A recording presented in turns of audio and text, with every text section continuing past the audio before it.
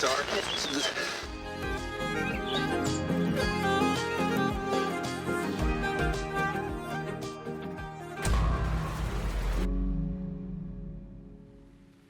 میهمانی کلمات دلم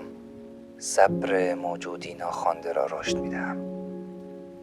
آنقدر که زاده دقایقم میشود و به من جان میدهد، تا اینکه فراموش کنم در این یک نفس فاصله چقدر بیتابی میکنم برای یک لحظه رسیدن.